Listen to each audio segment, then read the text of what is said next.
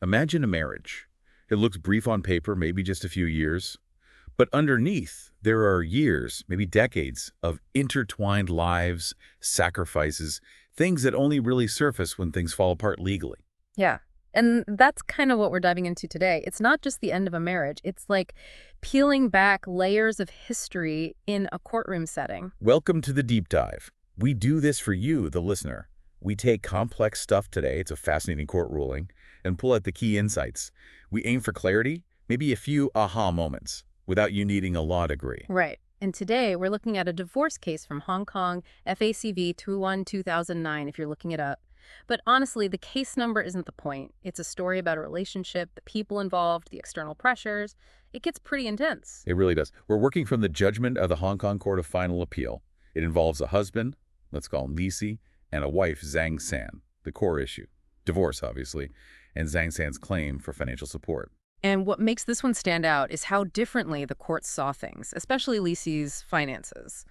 The first judge pegged his net worth around, HKD 35.8 million. Yeah, something like that. But then the Court of Appeal looked at the same facts and came up with HKD 95 million. 95.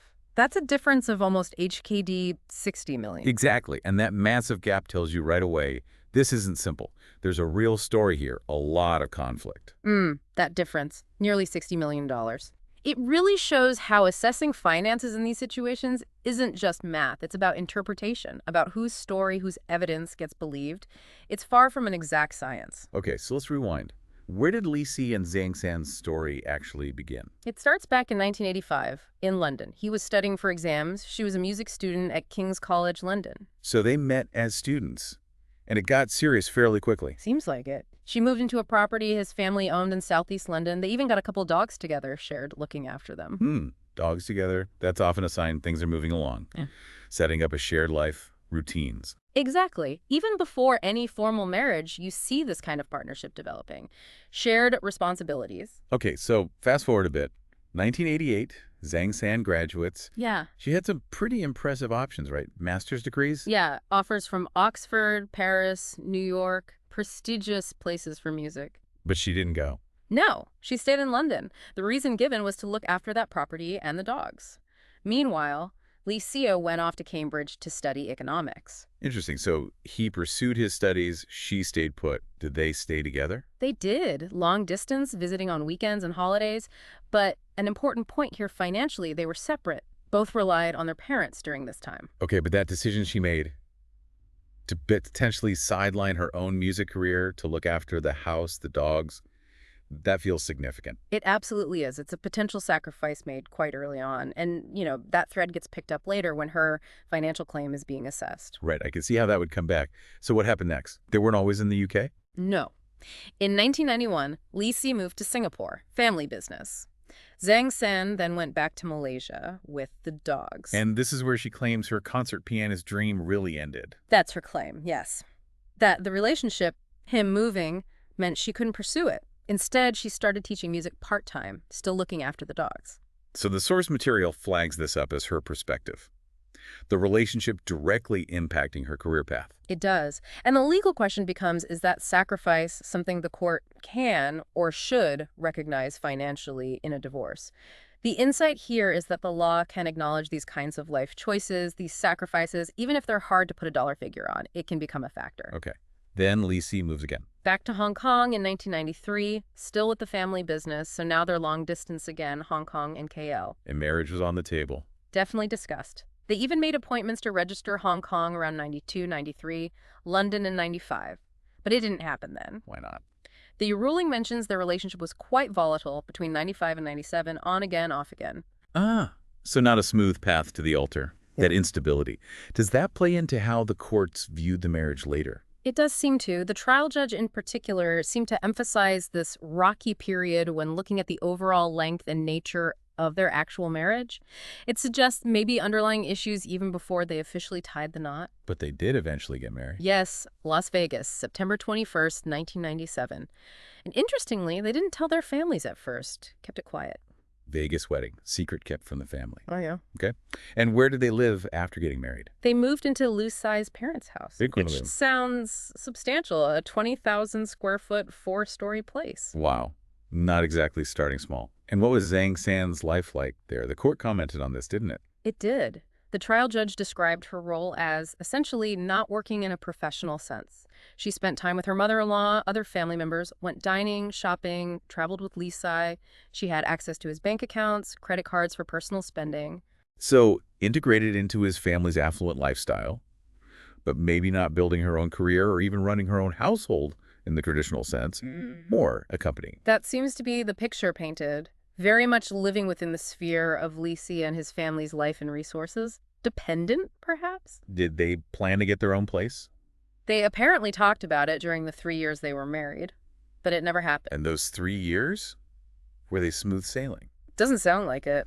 The arguments reportedly got more intense. Zhang San left for Malaysia multiple times, then came back. Rinse and repeat. Until she didn't come back. Right, April 2000. She left for Malaysia. The stated reason was renewing her passport, but she just stayed there. And that was the final separation.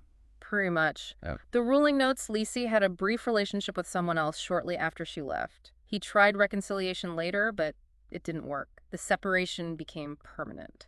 This pattern, arguments, departures, the final break, it paints a picture of significant internal conflict. The court must have considered this instability. Oh, definitely. It speaks to the viability of the marriage itself. And his subsequent relationship, brief or not, kind of seals the deal that reconciliation wasn't really on the cards.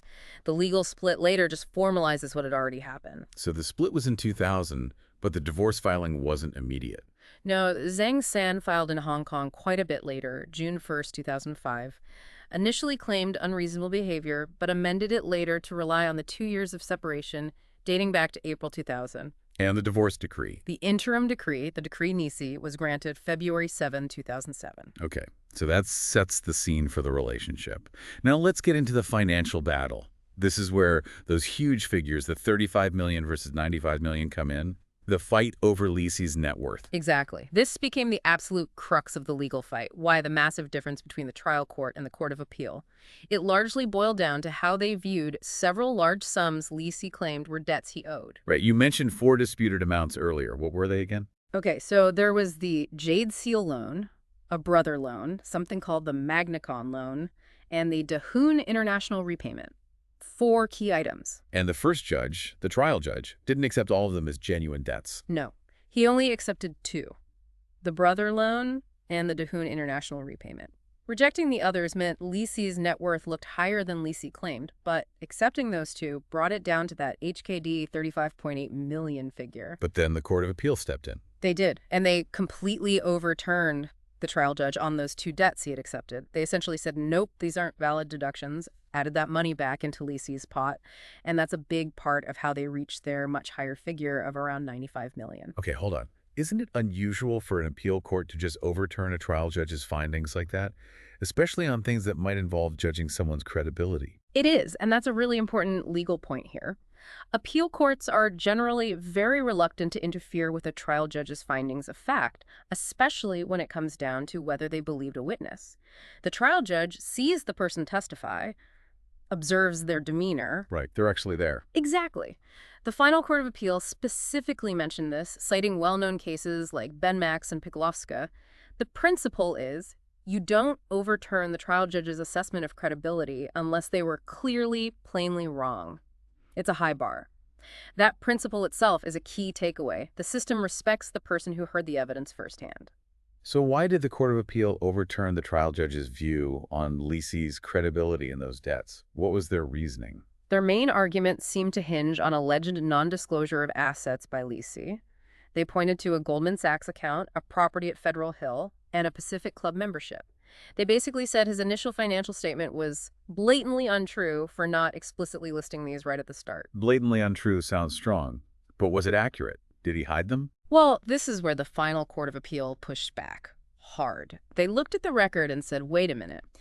The Goldman Sachs account and the club membership were mentioned in his first financial statement, the Form E, filed back in August 2005. Oh, so they were disclosed. According to the final Court of Appeal, yes. And details were apparently provided soon after when the wife's side asked for them. They also found the disclosure regarding the Federal Hill property was adequate. So the basis for the Court of Appeal questioning his credibility might have been shaky. That's certainly what the final Court of Appeal concluded. They basically said the accusation of non-disclosure, which was a key reason the Court of Appeal felt justified in interfering, just wasn't supported by the evidence. This reversal is huge. It really emphasizes sticking to that principle about respecting the trial judge's view on credibility, unless there's a very clear error. Okay, let's look at those specific debts then. The brother loan, what was the story there? This was HKD 10 million, supposedly loaned by Lisi's brother for a property venture called Magnicon. The trial judge bought it, accepted it as a real debt, including interest.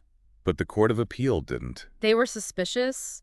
They questioned why it hadn't been repaid sooner, especially since the Magnicon property was sold, apparently at a profit. They hinted it might be a soft loan, the kind between family that maybe isn't expected to be strictly repaid on commercial terms.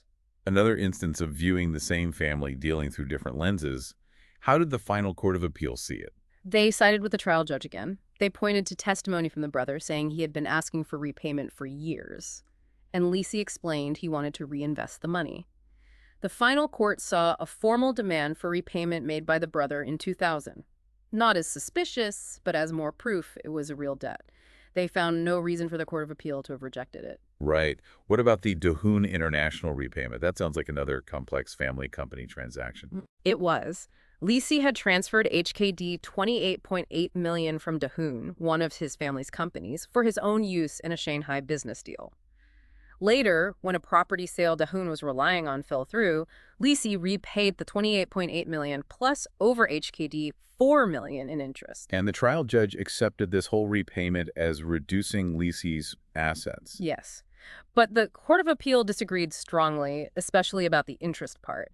They felt paying interest back, when maybe it wasn't strictly required, looked like a way to make his asset pool seem smaller for the divorce. Because again, the core issue is genuine debt repayment or strategic move. Exactly. And the final Court of Appeal split the difference here, sort of. They said the principal repayment of 28.8 million was legitimate, the loan was real, it happened after the separation, and repaying it was just fulfilling an obligation.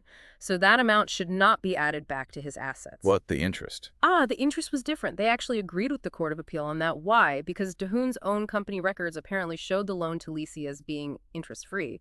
Oh, interesting. So his explanation for paying interest wasn't convincing. Apparently not.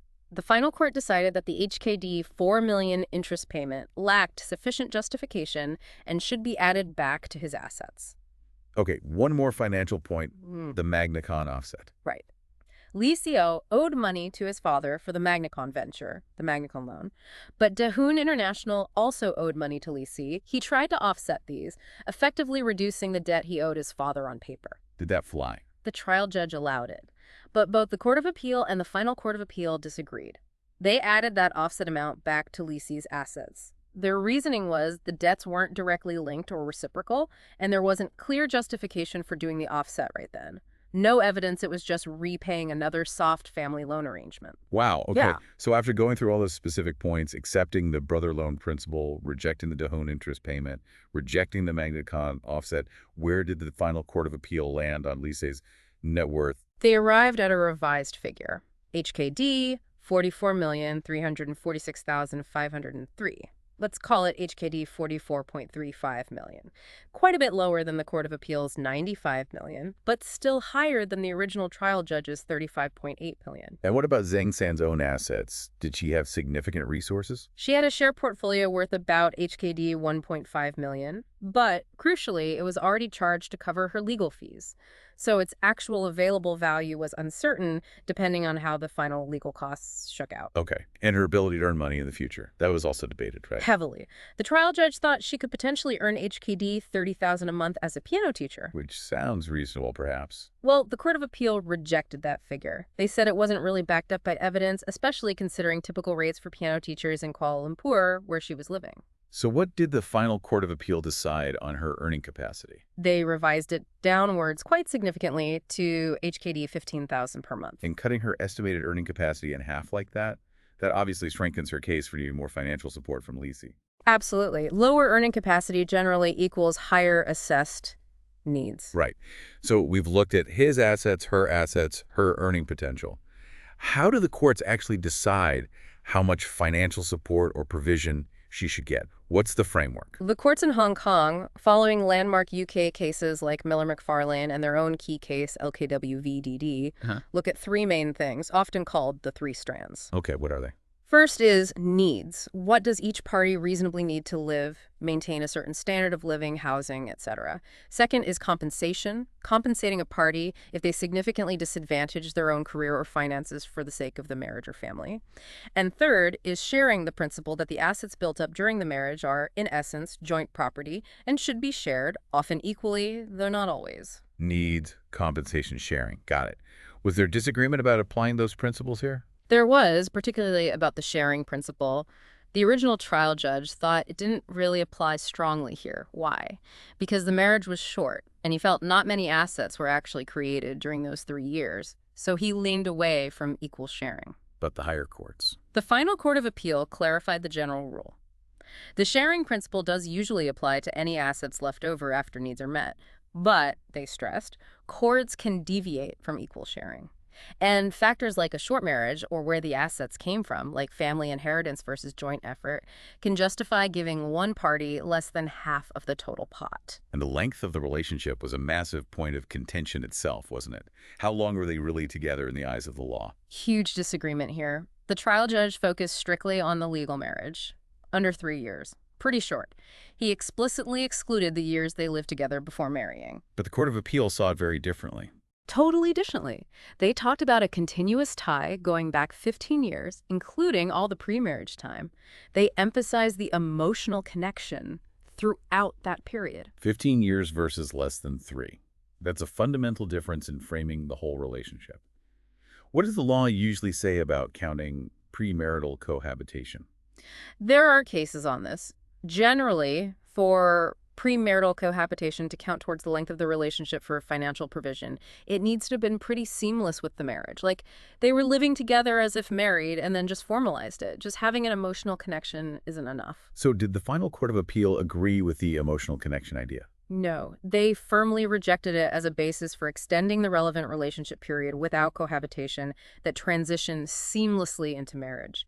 They cited cases saying you can't just count years of dating or long-distance relationship in the same way you count marriage or marriage-like cohabitation. So bottom line, according to the highest court. Bottom line, this was legally considered a short, childless marriage of under 3 years. The premarital history, while factually true, wasn't legally relevant for calculating the financial split based on duration or sharing principles in this specific context. Okay. Now, what about that compensation strand? Zhang Can's claim about giving up the concert pianist career. Right. She argued Li Sai didn't support her ambitions, wanted her as a travel companion, fitting his expectations, and so she sacrificed her career for the relationship. How did the first judge see that? He dismissed it, said it was too speculative, no way to quantify the actual economic loss. Would she really have become a top concert pianist? He couldn't put a number on it. But the final Court of Appeal approached compensation differently. Yes, guided by that LKWV-DD case again. They said compensation isn't like suing for damages. It's considered part of achieving overall fairness, often within the sharing principle. You don't usually get a separate pot of money just for compensation unless it's a really exceptional case. So did they think her sacrifice warranted any compensation? They did. They acknowledged that even if her exact career path was uncertain, giving up her aspirations was a genuine disadvantage caused by the relationship. So they felt a compensatory element was justified in the overall award. Not huge given the uncertainties, but it should be recognized. And finally, contributions. How did the courts view what each person contributed during the actual short marriage? The trial judge felt contributions were pretty minimal on both sides, mainly because the marriage was so short and didn't really generate new assets. What about the Court of Appeal? Did their 15-year tie view change things? Implicitly, yes. By applying the sharing principle more broadly, they were effectively acknowledging her long-term commitment and contributions, aligning with her statement that Li Si was her universe and she adapted her life to his. And the final court's view on contributions during the actual 31-month marriage. They did acknowledge Zhang San's contributions during that time, things like accompanying Li Si on travels, being a companion to his family. Even if she wasn't working or running her own home because they lived with his parents, she was contributing to the marital partnership in those ways. Okay, so after weighing the revised assets, her needs, the short duration, the compensation element, the contributions. Mm. Where did the final Court of Appeal end up with the actual award? Well, they recalculated things. They determined Zhang San's needs, housing, living expenses, etc., required about HKD 12.32 million. Then they added a bit more specifically for that compensation element. They estimated roughly HKD 1.4 million, about 3% of the total assets, and another bit for her contributions during the marriage, roughly HKD 0.92 million, maybe 2% of the assets. So adding those up gives a potential figure. Okay. Was it that simple? Just add the numbers. Not quite. While those calculations provided a basis, the court stressed they still had to look at the overall fairness. Given the short marriage and the fact that most of the wealth wasn't generated during the marriage, they seemed to indicate the final award might be adjusted to reflect that reality. They wouldn't just apply a simple formula rigidly. So the outcome was? They allowed Lisi's appeal, in part, meaning they reduced the very high award given by the Court of Appeal, and they dismissed Zhang San's cross appeal, asking for even more. The final precise order would be detailed later, but the direction was clear. A significant award based on needs and some recognition of sacrifice contribution, but likely not the near 50% share the Court of Appeal might have implied. It really shows just how complex these cases are. So many moving parts. The finances, the history, the legal principles, and ultimately a judge's discretion trying to find a fair outcome. Absolutely. This deep dive into just one case, FACV 21-2009, really pulls back the curtain. It started looking like a simple divorce after a short marriage, but we found layers of history, huge disagreements over money, differing views on sacrifice, and careful application of these legal strands, needs, compensation, sharing. Yeah, the aha moments for me weren't just about the specific legal rules in Hong Kong. Yeah. It's seeing how the system tries and sometimes struggles to fit the messiness of real human relationships, lost dreams, unspoken expectations into legal boxes. How do you put a price on a life perhaps not fully lived?